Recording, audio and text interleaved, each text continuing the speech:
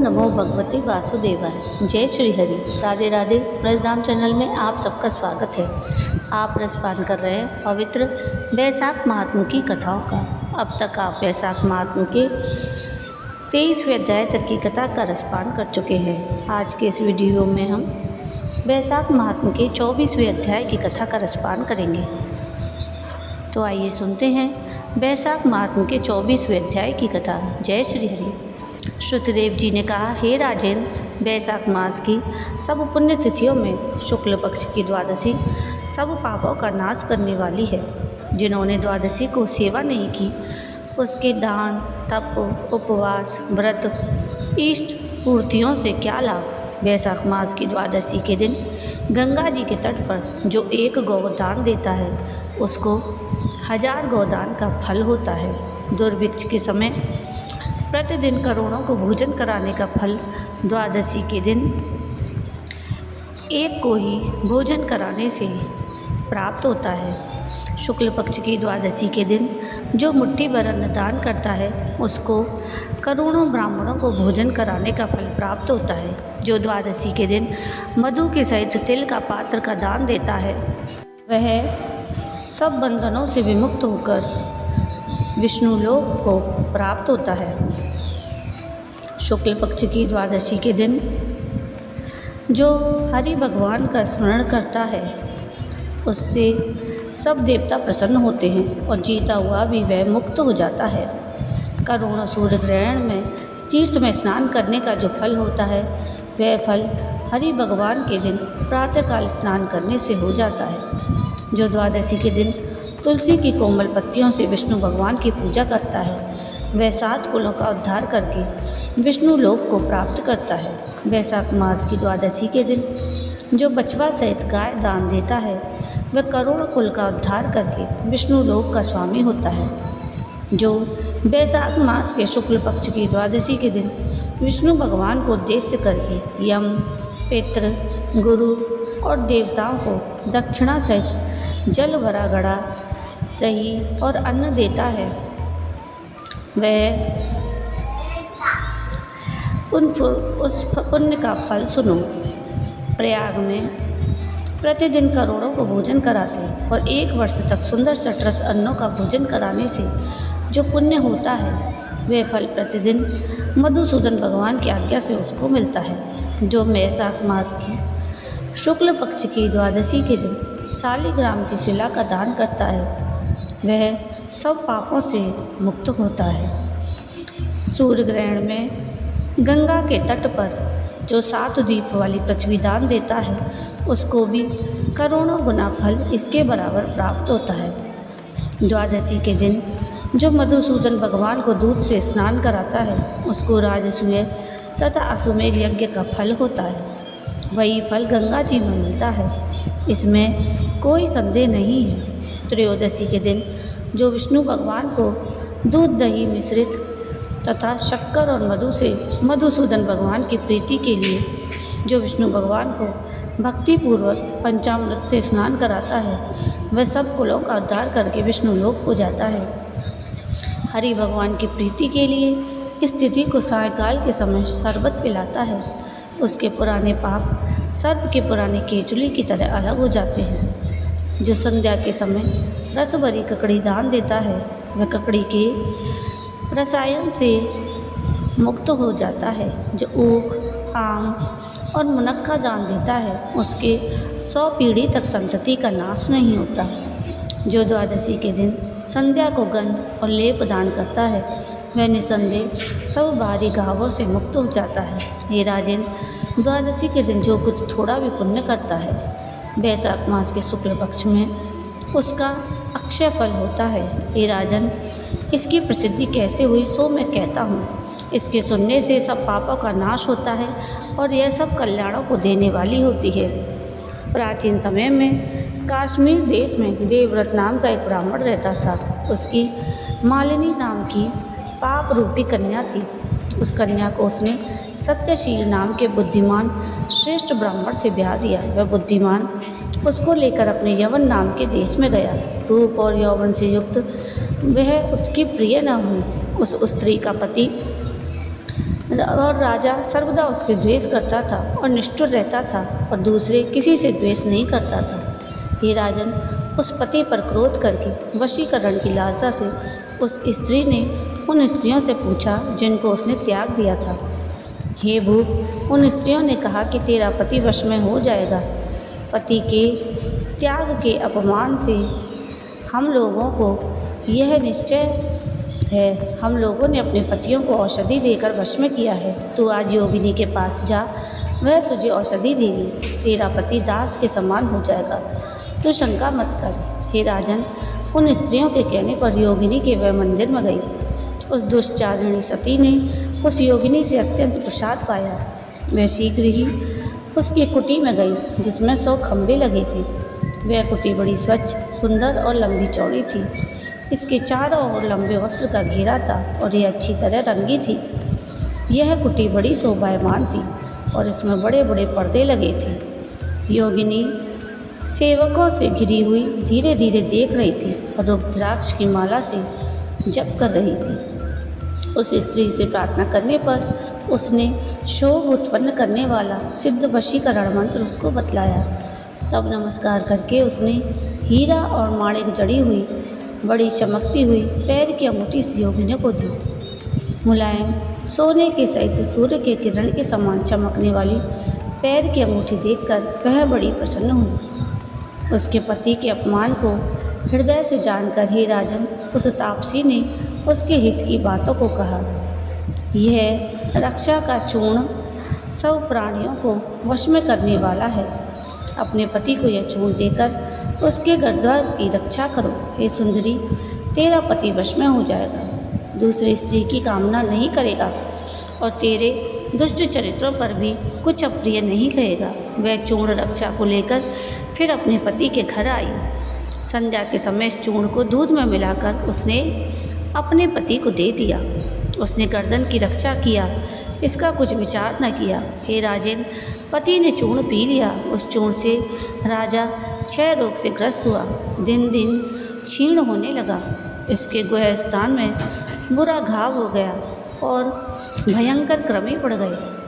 हे राजन, जब कुछ दिनों में पति की ऐसी अवस्था हो गई तो वह दुष्ट चरित्र की छिनार इच्छानुसार रमण करने लगी। इंद्रियों के व्याकुल हो जाने पर तथा तेजहीन हो जाने पर दिन रात चिल्लाते हुए उसके पति ने कहा कि हे सुंदरी, मैं तेरा दास हूँ, शरण प्राप्त मुझको बचाओ, मैं दूसरी स्त्री की कामना नहीं करूँगा।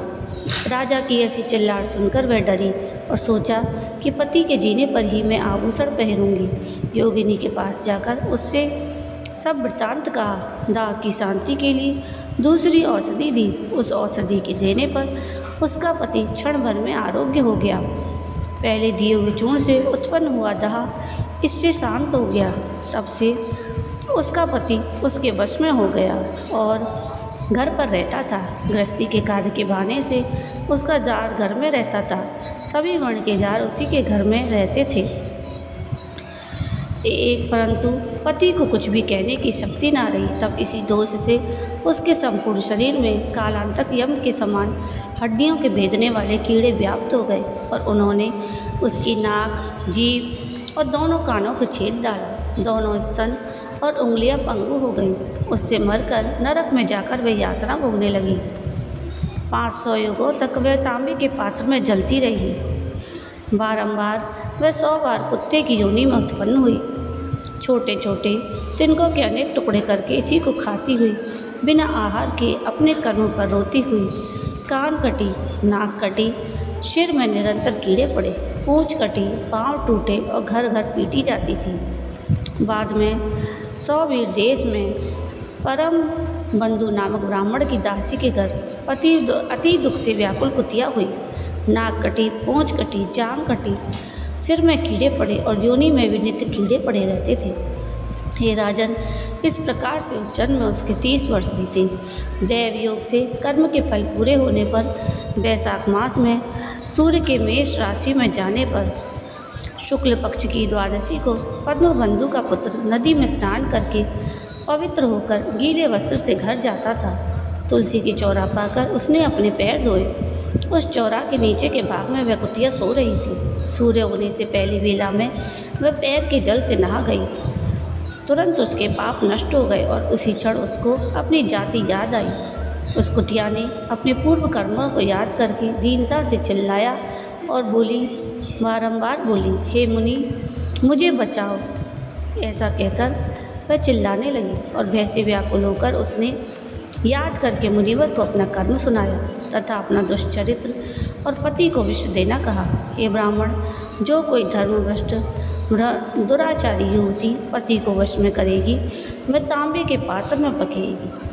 पति नाथ हैं, पति उत्तम देवता हैं, उनकी बुराई करके स्त्री कैसे सुख पा सकती है।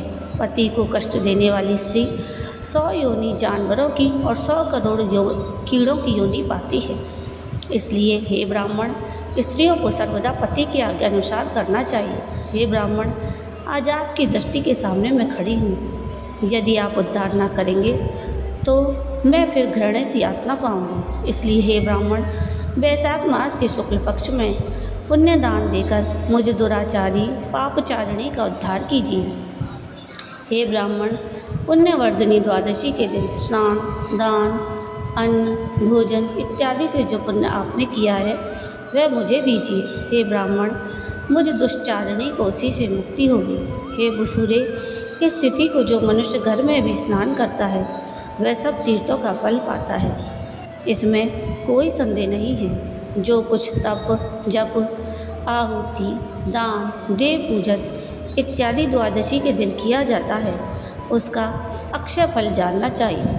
इस प्रकार के संपूर्ण फल को आप मुझे दीजिए। द्वादशी के उपवास से और त्रयोदशी की पारणा से जो फल होता है उससे भी मुक्ति होती है। हे महाभाग, हे दीनवत्सल, मुझ दीन पर दया कीजिए। जनार्दन भगवान दीनों के स्वामी, जगत के स्वामी और आपके भी नाथ हैं। उनके वैसे ही होते हैं क्योंकि जैसी राजा वैसी प्रजा होती है। हे वैर व्रत के पद को ध्वंस करने वाले, मुझ अति दुखी की रक्षा करो। हे दीनवत्सल, मैं आपके द्वार पर बसने वाली दीन कुतिया हूँ। सैकड़ों ब्रह्महत्या, सैकड़ों गोहत्या और करोड़ों अगम्य पापों को यह शुभ तिथि जला देती है। हे महामुनि, इस तिथि में किए महापुण्यों को मुझे देकर हे नाथ, मुझे अति दुखनी का उद्धार करो, दया करो। अंत में मैं आपको नमस्कार करती हूँ। इस प्रकार से उसके वचन को सुनकर मुनि के पुत्र ने कुतिया से कहा, हे मुनि प्राणी, आपने किए हुए कर्म का सुख दुख भोगता है। तू जिसने रक्षा चूड़ देकर अपने पति को वश में किया, तू नीच पापशीला, इससे तू क्या करेगी। साधु जन के प्रति जो पाप करते हैं वह उन्हीं के लिए दुख देने वाला होता है और साधु के प्रति जो पुण्य करते हैं वह उनके दुखों को हरता है। पापियों के प्रति जो कार्य किया जाता है वह दोनों को ही हानिकारक होता है। जिस प्रकार से चीनी मिला हुआ दूध सर्प को पिलाने से विष की वृद्धि होती है, उसी प्रकार से दुष्टों के प्रति पाप कर्म करने से होता है। जब मुनि के पुत्र ने ऐसा कहा तब कुतिया दुख से पीड़ित होती मुख ऊपर करके फिर चिल्लाने लगी और उसके पिता से बहुत कहने लगी, हे पद्मबंधु, अपने द्वार पर रहने वाली कुतिया की रक्षा करो। उसने बारंबार अपनी नित्य झूठा खाने वाली कुतिया की रक्षा करो ऐसा कहा। ग्रस्त महात्माओं के घर जो अपने पाले हुए प्राणी रहते हैं उनका उद्धार करना धर्म जानने वालों का मत है। चांडाल, कौवे, कुत्ते नित्य ग्रस्तों के दया पात्र हैं और प्रतिदिन बलि के भोजन करने वाले हैं। जो पाले हुए आशक रोगग्रस्त प्राणी का उद्धार नहीं करता उसका अधः पतन होता है, इसमें कोई संदेह नहीं है। यही वेद जानने वालों का मत भी है। जगत का बनाने वाला सब प्राणियों को स्वयं रचकर उनकी रक्षा करता है। हरि भगवान द्वारा इत्यादि के रूप के बहाने से सबको पालते हैं, इसलिए पाले हुए की रक्षा करना उनकी आज्ञा है। उस पोष्य रक्षा को छोड़कर जो प्राणी मूढ़मती होकर दैव का उल्लंघन करता है तो वही कृतघ्न और सबका मारने वाला होता है और अंत में नरक में जाता है। दया करके अथवा कर्तव्य समझकर मुझ दुर्मति दीन का उद्धार कीजिए।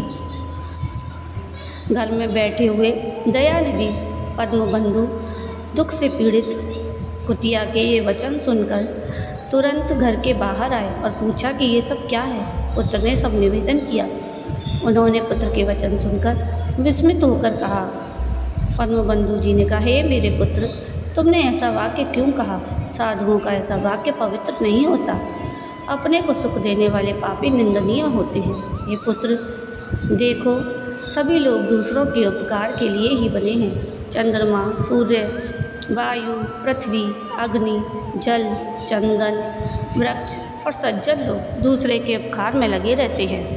हे पुत्र, दैत्यों को अधिक बलवान जानकर देवताओं के उपकार के लिए दधीचि ऋषि ने कृपा करके अपनी हड्डियों का दान किया। हे महाभाग, पूर्व काल में राजा शिवी ने कबूतर के बदले अपना मांस भूखे बाज पक्षी को दिया। प्राचीन समय में पृथ्वी मंडल में जीमूत्र वाहन नाम का एक राजा था। उसने महात्मा गरुड़ के लिए अपने प्राण दे दिए। अतः दयालु बुद्धिमान ब्राह्मण को ऐसा करना चाहिए। शुद्ध स्थान पर मेघ बरसता है, क्या शुद्ध स्थान पर नहीं बरसता? क्या चंद्रमा का चांडालों के घर में सर्वदा प्रकाश नहीं होता? इसलिए बारंबार यातना करती हुई इस कुतिया काम में दलदल में फंसी गाय की तरह अपने पुण्यों से इसका उद्धार करूँगा। इस प्रकार से पुत्र का निरादर करके उस महापति ने प्रतिज्ञा की। उसको उन्होंने द्वादशी तिथि से उत्पन्न महापुण्य दिया और कहा, हे कुतिया, पापों से निवृत्त होकर तू हरि भगवान के धाम को जा। हे राजन, उस वाक्य से जीर्ण देह को त्याग कर शुभ दिव्य रूप धारण करके दिव्य आभूषणों से एकाएक विभूषित होकर 100 सूर्य की प्रभा पाकर सावित्री के समान रूप धारण कर उस ब्राह्मण की आज्ञा पाकर दशों दिशा को दैदीप्यमान करती हुई वह चली गई। स्वर्ग में बड़े बड़े भोगों को भोग कर पृथ्वी पर नर और नारायण की कृपा से उर्वशी नाम से उत्पन्न हुई। यह सुंदर स्त्री वैशाख शुक्ल द्वादशी के प्रभाव से देवताओं को प्रिय हुई और अप्सरा बन गई। उस कुतिया ने इस रूप को प्राप्त किया जिसको योगी लोग प्राप्त करते हैं, जो रूप अग्नि के प्रकाश के समान परम श्रेष्ठ है, जिसको पाकर संत लोग भी मुक्त हो जाते हैं। बाद में मधुसूदन भगवान की प्राण प्रिया पुण्य को बढ़ाने वाली इस तिथि को पद्मबंधु ने संसार में प्रसिद्ध किया। करोड़ों चंद्र और ग्रहण से भी अधिक पुण्य रूप संपूर्ण पुण्यों को देने वाली सब यज्ञों से अधिक पूजनीय इस तिथि को ब्राह्मण ने तीनों लोकों में प्रसिद्ध किया। इति श्री स्कंद पुराणे वैशाख महात्म के नारद और अम्बरीश के संवाद में शुनि मोक्ष प्राप्ति नामक 24वां अध्याय समाप्त हुआ। जय श्री हरि। तो ये थी वैशाख महात्म के 24वें अध्याय की कथा। आपको आज की ये कथा कैसी लगी मुझे कमेंट करके ज़रूर बताइएगा। और अगर आपको आज की ये कथा पसंद आई हो तो प्लीज़ इसको लाइक शेयर ज़रूर कीजिएगा और प्लीज़ मेरे चैनल को सब्सक्राइब कीजिएगा और कमेंट में राधे राधे ज़रूर लिखिएगा। वीडियो पूरा देखने के लिए थैंक यू। राधे राधे।